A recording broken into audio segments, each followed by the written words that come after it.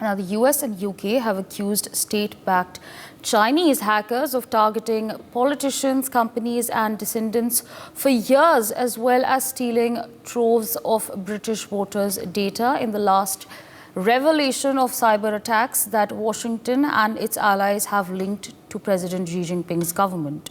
US officials said 7 Chinese nationals targeted members of Congress and officials working at the White House and agencies including the Justice Department, as well as candidates, campaign staff and the US companies. The hackers, part of a state-sponsored group known as APT-31, have been charged with conspiracy to commit computer intrusions and conspiracy to commit wire fraud. Both the US and UK announced sanctions against 2 of those individuals, as well as a firm in Wuhan, China, called Wuhan Jiarzui Science and Technology Co.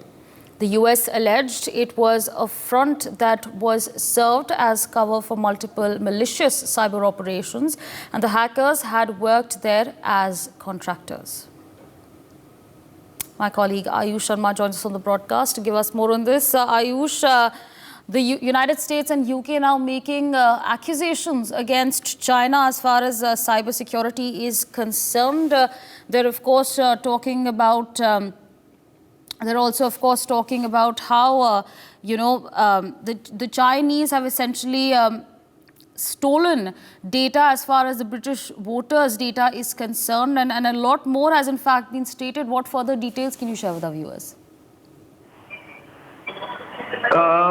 Yes, as the US and UK accuse state-backed Chinese hackers of targeting politicians, companies and descendants for years, as well as stealing truth for British voter data. And in the latest revelation of cyber attacks that Washington and its allies have linked to President Xi Jinping's government, US officials have said that 7 Chinese nationals targeted members of Congress and officials working at the White House and agencies, including the Justice Department, as well as candidate campaign staff and US companies.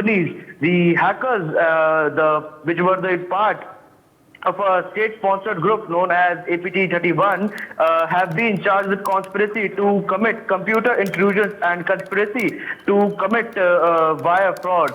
Both the US and UK announced sanctions against 2 of those individuals, as well as firm in Wuhan, China, called Wuhan Jiarzui Science and Technology Co.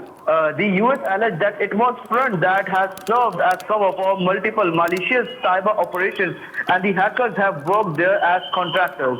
Over to you. Right, absolutely. Ayush, with that, I'd like to thank you for joining us on the broadcast and sharing all those details with our viewers. Meanwhile, joining us at this point of time is Mr. Pawan Duggal, cyber expert.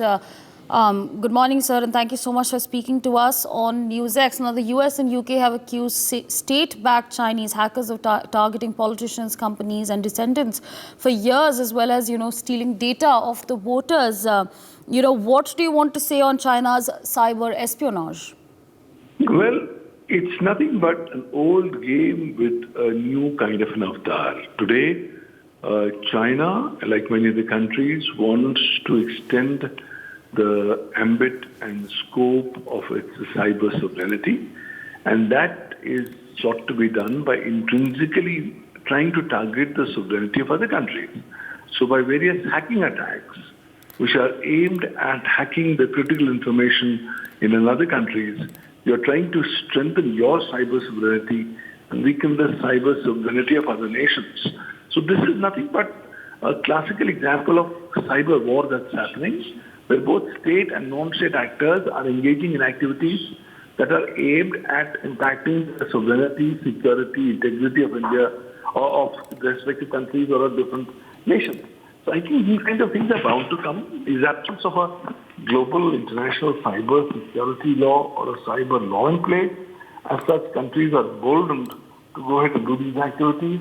And because there is lack of appropriate even international understanding and cooperation on why these kind of attacks should not taking place, today state and non-state actors are engaging in these activities almost at will, thereby trying to create a negative impact upon the targeted countries, and the absence of any international remedies to these affected victims of these hacking attacks across national boundaries. It's further complicating the entire scenario. But this is the new age reality that we have woken up in, and this is what we have to be prepared for as we move forward. For more such videos, subscribe to the NewsX YouTube channel, hit the bell icon.